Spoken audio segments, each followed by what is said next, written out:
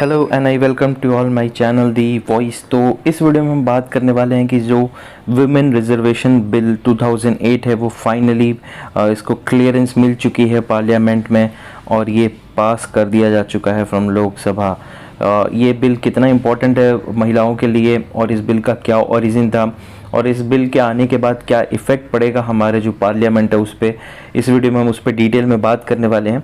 तो इस बिल को 2008 बिल अब क्यों कहा जा रहा है और इस सारी चीज़ों पर हम डिटेल में बात करेंगे। तो चलिए शुरू करते हैं। यहाँ पे आप देख पाएंगे कि the cabinet approve by prime minister, जिन्होंने ये अप्रूव किया था वुमेन रिजर्वेशन बिल, जो कि 108 अमेंडमेंट बिल, जो कि 108वां अमेंडमेंट हुआ था जो कॉन्स्टिट्यूशन में, उसको अप्रूव कर दिया गया है। ये बिल सबसे पहले 2008 में इंट्रोड्यूस किया गया था टू राज्यसभा। राज्यसभा में ये बिल क्लियर हो चुका था, वहाँ से ये बिल गया लोकसभा में 2010 में, बट 15वीं लोकसभा थी उसमें ये बिल क्लियर नहीं हो पाया।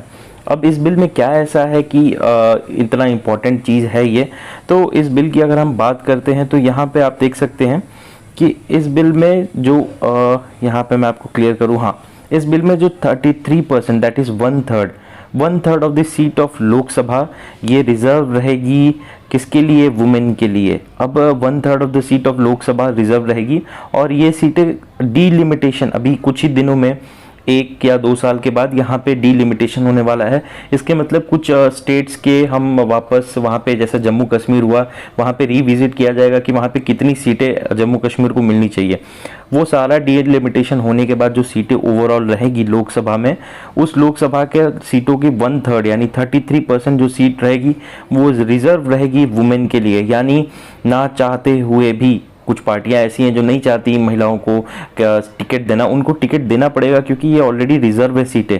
इस पे सिर्फ और सिर्फ वुमेन कैंडिडेट ही वहाँ पे अलॉट होंगी, वो जो 33% जो सीट रिजर्व्ड है। उसके बाद यहाँ पे आप ये देखेंगे कि total shall be reserve women of this group in Lok Sabha and state assembly. अब जितने भी वुमेन की ये जो 33% थे, इनमें भी 1/3 रहेगा किसके लिए, SC और ST कैंडिडेट की जो वुमेन है उनके लिए 1/3 ऑफ द सीट 33% का भी रिजर्व रहेगा। तो 33% का भी 1/3% यानी अराउंड 11% के आसपास जो सीट है वो रिजर्व रहेंगी ST और SC वुमेन के लिए। और उसके बाद ये एक तरह से रोटेशन टू डिफरेंस कॉन्स्टिट्यूशन, एक तरह से ये रोटेशन बेसिस पे भी रहेगा स्टेट और यूनियन टेरिटरी के बीच। और इसके बाद ये जो इनिशियल चीज़ है वो सिर्फ और सिर्फ आपको बता दें 15 साल के लिए है। ये स्टार्टिंग के 15 ईयर्स के लिए ये इम्प्लीमेंट किया गया है। रूल की स्टार्टिंग के 15 साल तक देखा जाएगा इससे क्या इम्प्रूवमेंट मिल रहा है, महिलाओं का कितना विकास हो पा रहा है उस डायरेक्शन में और कितनी भागीदारी। सबसे बड़ा प्रॉब्लम है कि भागीदारी कितनी आ पा रही है। अगर आप वर्ल्ड का डेटा देखेंगे तो सबसे ऐसा वर्ल्ड का अगर आप डेटा देखेंगे तो सिर्फ एक बांग्लादेश ही ऐसी कंट्री है जहां पे कि पार्लियामेंट के अंदर रिजर्वेशन है। बांग्लादेश के अलावा किसी भी और कंट्री में पार्लियामेंट के अंदर रिजर्वेशन नहीं है। पार्टीज में भले रिजर्वेशन है, जैसे यहाँ की पार्टी हुई BJP, उसके अंदर भले रिजर्वेशन है, लेकिन पार्लियामेंट में कोई रिजर्वेशन नहीं है। लेकिन अगर आप उनके यहाँ देखेंगे कि टोटल परसेंटेज ऑफ वुमेन जो कितना इलेक्ट होती हैं, तो सबसे जो ज़्यादा वुमेन इलेक्ट होती हैं वो है स्वीडन में 46% है जो वुमेन वहाँ पे इलेक्ट होती हैं इलेक्शन में।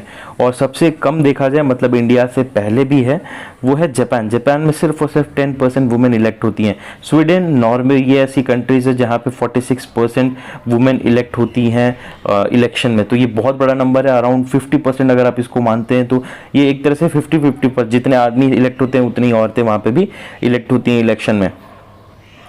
तो ये था, ये आप ये की पॉइंट्स थे रिजर्वेशन बिल के।